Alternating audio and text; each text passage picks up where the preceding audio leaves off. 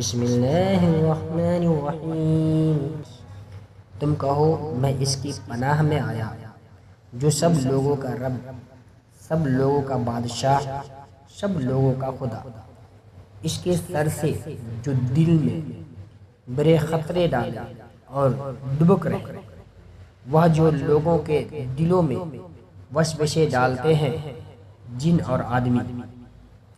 قل اعوذ برب الناس، تم کہو میں تمام لوگوں کا رب کی پناہ لیتا ہوں۔ اللہ تعالیٰ ساری مخلوق کا رب ہے، مگر چونکہ انسان اشرف المخلوقات ہیں اس لیے ان کا خصوصیت سے ذکر فرمایا۔ انسان کی عظمت و شرافت، اس سے انسان کی عظمت و شرافت بھی معلوم ہوئی کہ بطور خاص اللہ تعالیٰ نے اپنی ربوبیت کی نسبت اس کی طرف فرمائی۔ علماء نے یہاں یہ نقطہ بیان فرمایا ہے کہ اس صورت میں 5 مرتبہ لفظ الناس آیا ہے۔ اس میں حکمت یہ ہے کہ چونکہ انسان بچپن میں صرف پرورش ہی پاتا ہے، اس لیے سب سے پہلے رب الناس یعنی ربوبیت والی صفت کا ذکر فرمایا۔ جبکہ انسان جوانی میں مست ہو کر بے راہ ہو جاتا ہے، اس وقت اس پر قانونی گرفت کی ضرورت ہے، اس لیے یہاں ملک الناس یعنی لوگوں کا بادشاہ فرمایا۔ اور چونکہ انسان بڑھاپے میں عبادت میں مشغول ہوتا ہے، اس لیے تیسری جگہ اللہ تعالیٰ کی صفت الوہیت اور معبودیت کا ذکر فرمایا، یعنی الہ الناس۔ چوتھی جگہ الناس سے صالحین مراد ہو سکتے ہیں کہ شیطان عموماً انہیں ہی وسوسے کے ذریعے عبادت سے ہٹانے کی کوشش کرتا ہے۔ اور پانچویں جگہ الناس سے مراد شر پسند اور فسادی لوگوں ہو سکتے ہیں کہ وہاں لوگوں کے سر سے پناہ مانگی گئی ہے۔ ملک الناس تمام لوگوں کا بادشاہ یعنی ان کے کاموں کی تدبیر فرمانے والا ہے، اور سب کا حقیقی حاکم و مالک کے دنیا میں بھی کسی کو حکومت و مالکیت ملے تو اس کی عطا سے ملتی ہے۔ الہ الناس تمام لوگوں کا معبود ہونا اسی کے ساتھ خاص ہے، اور سارے لوگوں کا حقیقی معبود وہی ہے۔ من شر الوسواس الخناس، بار بار وسوسے ڈالنے والے، چھپ جانے والے کے شر سے۔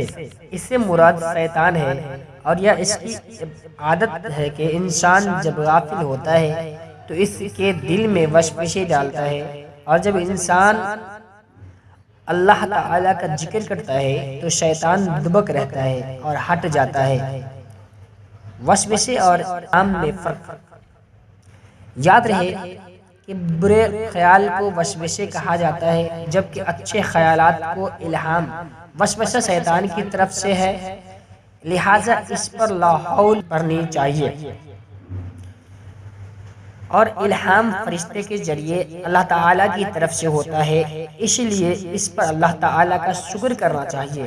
نفس امارہ کے غلبہ میں وسوسے زیادہ ہوتے ہیں، جبکہ نفس مطمئنہ کے غلبہ میں الہام زیادہ ہو۔ شیطان ہمارا ایسا دشمن ہے جو ہمیں نظر نہیں آتا، یعنی وہ ہمیں دیکھتا ہے اور ہم اسے نہیں دیکھتے، لہٰذا اس طاقت والے رب عز و جل کی پناہ مانگو جو اسے دیکھتا ہے اور وہ رب عز و جل کو نہیں دیکھتا۔ کبھی دشمن سے، کبھی رب عز و جل کی پناہ مانگو۔ الذی یوسوس فی صدور الناس، وہ جو لوگوں کے دلوں میں وسوسے ڈالتا ہے، یعنی شیطان زبان اور آواز سے نہیں بہکاتا بلکہ براہ راست دل میں اثر ڈالتا ہے، بری چیز کو اچھی کر دکھاتا ہے، خود دشمن ہے مگر دوستی کے لباس میں آتا ہے، پھر جیسا انسان ہو ویسا ہی اسے وسوسے ڈالتا ہے۔ من الجنۃ والناس، جنوں اور انسانوں میں سے۔ یہ بیان ہے وسوسے سے ڈالنے والے شیطان کا کہ جنوں میں سے بھی ہوتا ہے اور انسانوں میں سے بھی، جیسے شیاطین جن انسانوں کو وسوسے میں ڈالتے ہیں، ایسے ہی شیاطین انسان بھی ناشہ بن کر آدمی کے دل میں وسوسے ڈالتے ہیں۔ پھر اگر آدمی ان وسوسوں کو مانتا ہے تو اس کا سلسلہ بڑھ جاتا ہے اور وہ خوب گمراہ کرتے ہیں، اور اگر اس سے متنفر ہوتا ہے تو ہٹ جاتا ہے اور دبک رہتے ہیں۔ جنوں اور انسان کے شیاطین سے پناہ مانگو۔ آدمی کو چاہیے کہ جنوں کے شیاطین کے شر سے بھی پناہ مانگے اور انسانوں کے شیاطین کے شر سے بھی۔ اس سلسلے میں یہاں ایک مفید وظیفہ پیش کر خدمت ہے۔ چنانچہ حضرت عائشہ صدیقہ رضی اللہ تعالی عنہ فرماتی ہے کہ رسول اللہ صلی اللہ تعالی علیہ وآلہ وسلم رات کے وقت جب بستر مبارک پر تشریف لاتے تو اپنے دونوں دست مبارک جمع فرما کر ان میں دم کرتے اور سورہ قل هو اللہ احد اور قل اعوذ برب الفلق اور قل اعوذ برب الناس پڑھ کر اپنے مبارک ہاتھوں کو سر مبارک سے لے کر تمام جسم اقدس پر پھیرتے، جہاں تک دست مبارک پہنچے سکتے تھے۔ یہ عمل 3 مرتبہ فرماتے۔